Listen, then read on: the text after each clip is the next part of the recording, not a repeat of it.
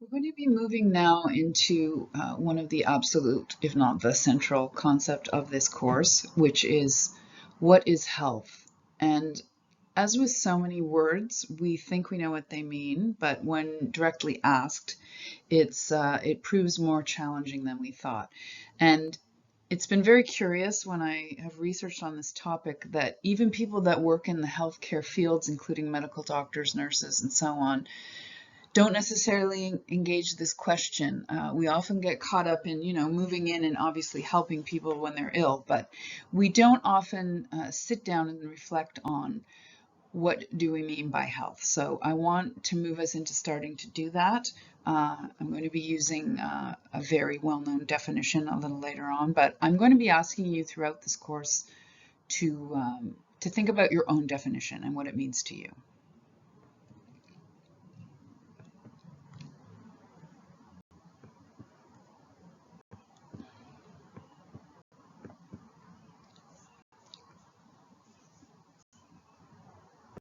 So as a way to move us into this topic, I'm going to be asking you to participate in an exercise. I will be requesting that you discuss this on the discussion boards. You don't have to, but I think it's really helpful to other people.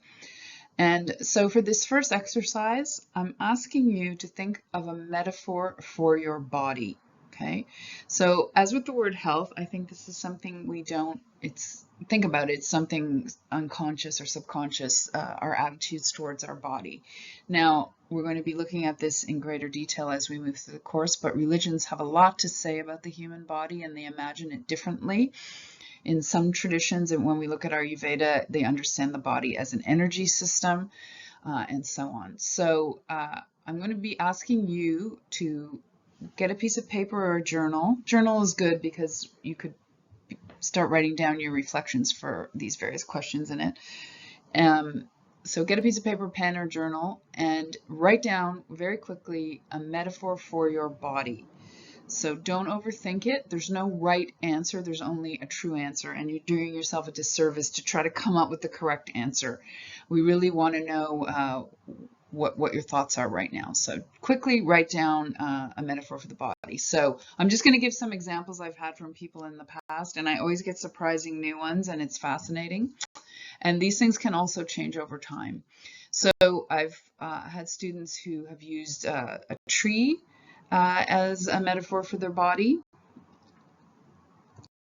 I've had students that have used a butterfly as the metaphor for their body.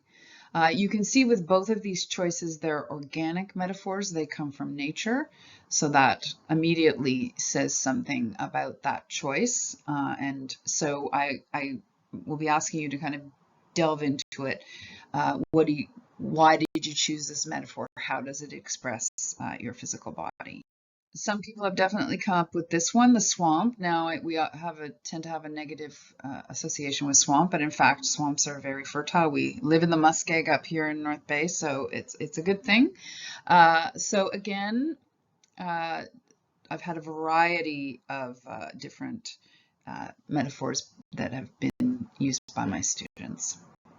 Here's a very common one, and any sense in which the sort of the mind, the head, the consciousness is being carried around by the body gives us a kind of vehicle model. And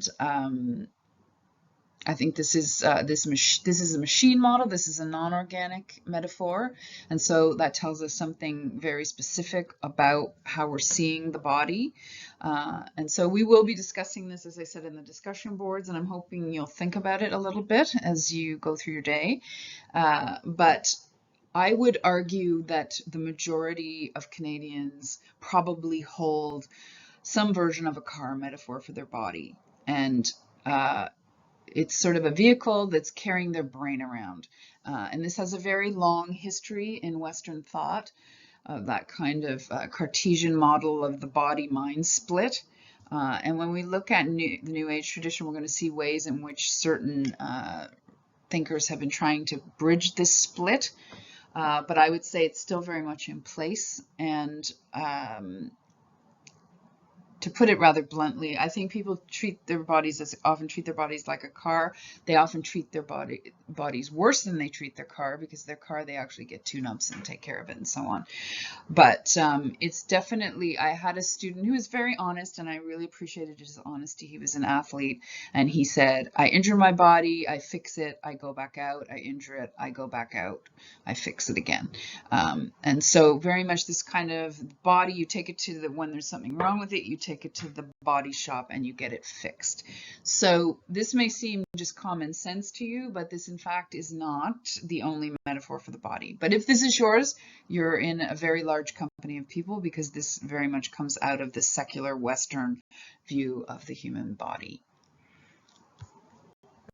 Okay, we're shifting here a little bit. I'll leave you to work with that metaphor on your own. And I'm going to be shifting here into our larger question, which is, what is health? Because how I imagine and understand my body will have a lot to do with how I imagine health for myself and for others. And so I just wanted to use a definition that I actually think is helpful from the World Health Organization. It was actually first written in 1948, and it holds up remarkably well. And you're going to notice certain key aspects to this definition.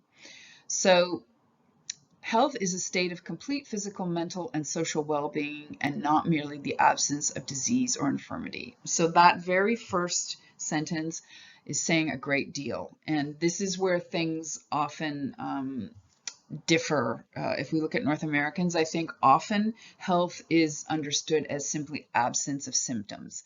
And the minute you get symptoms, then you're unhealthy. This is a very different view, where it's the idea that health has these different dimensions: physical, mental, social. So it isn't simply just absence of disease. It's a much more capacious kind of idea of health. The enjoyment of the highest attainable standard of health is one of the fundamental rights of every human being, without distinction of race, religion, political belief, economic, or social condition. So here we see where health becomes political. And so from the point of view of the World Health Organization, governments have a key role to play in health and welfare within their societies. So some people think of health as simply an individual. It's on the individual to figure it out. But if we really think about that, that's fairly difficult for the individual to do. Because if, for instance, there's a great deal of pollution from industry, I don't have control over that, and that will directly impact my health. So I'll need the government to move in. A very obvious example is the pandemic we all just went through, where the government moved in very quickly to bring in quarantining measures and vaccines and so on. And so in fact, the government does play a very central role in our health. And in Canada, we have a universal healthcare system directly organized by the government. So it's important to think deeply about this, because we may think it's individual, and of course, obviously, our health is based on our individual choices in certain ways. But this definition shows a much broader scope of what health is and who's responsible for it. So in the last part of this lecture, I want us to start reflecting, and so this will be ongoing throughout the course, and as we move through different traditions, you're going to see that they have different answers to these questions, and in my opinion, have a lot to contribute to the larger conversation. So I'm going to ask you to engage with these questions as we move through the course. What does health mean to you? Is it strictly a physical state? So is it just about the physical body, or are there other components, for instance, mental, spiritual, social, so on? Number two, who is responsible for your health? Are you the only person that's responsible for your health? Or does the government have a role to play? Does society, community have a role to play? Number three, what factors contribute to better health? So in your thinking and in your experience, what factors are vital to contributing to better health?